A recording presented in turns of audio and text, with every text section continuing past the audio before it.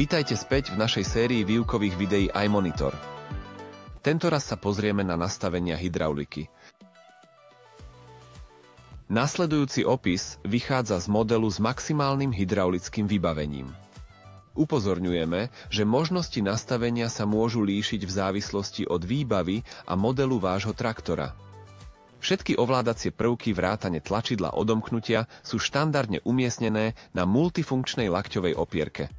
Máte tiež možnosť vizualizovať ďalšie informácie v iMonitore a vykonať ďalšie nastavenia. Hlavná stránka poskytuje rýchly prehľad o všetkých dostupných hydraulických okruhoch a ich stave. Predné sú zobrazené vpravo hore vedľa oblasti nastavenia. Pod ňou sú zobrazené všetky zadné hydraulické okruhy traktora. Farby v iMonitore zodpovedajú farbám hydraulických prípojok. Prvé tlačidlo v oblasti nastavení umožňuje výber medzi 3 režimami riadenia prietoku. V režime vyvažovania okruhov sa prietok dodávaný hydraulickým čerpadlom proporcionálne rozdelí medzi aktívne hydraulické okruhy.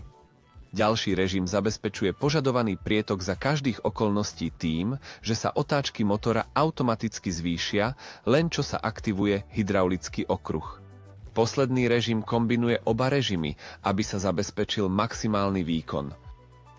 Tlačidlo priority umožňuje určiť hydraulický okruh, ktorý je prioritne zásobovaný stanoveným množstvom oleja. Posledný ovládací panel poskytuje prístup k ponuke priradenia hydraulických okruhov k požadovaným ovládacím prvkom na multifunkčnej opierke. Okrem toho môžete prepojiť hydraulický okruh s externým ovládaním na blatníku. Ak chcete vykonať nastavenia hydraulického okruhu, jednoducho ťuknite na príslušnú stavovú oblasť.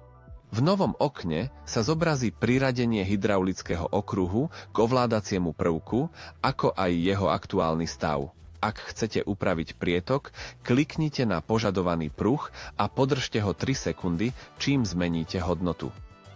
Ikona reťaze vpravo umožňuje nastaviť samostatne prietok pre vysúvanie a zasúvanie. Ďalší riadok umožňuje prepínanie medzi režimami aktivácie okruhu.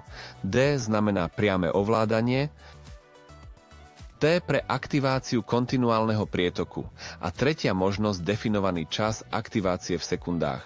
Čas nastavíte dotykom na najnižší pruh. Spodný panel s prepínacími ovládacími prvkami ponúka ďalšie nastavenia, ktoré sa po aktivácii zobrazia modrou farbou. Prvé tlačidlo deaktivuje plávajúcu polohu. Paralelne s priradením na hlavnej stránke umožňuje ďalšie tlačítko priradiť tomuto ventilu externé ovládanie na blatníku, ako aj prioritizáciu pomocou ďalšieho tlačítka. Posledné tlačidlo umožňuje trvalo deaktivovať tento hydraulický ventil. Pomocou hornej lišty môžete rýchlo prepínať medzi okruhmi.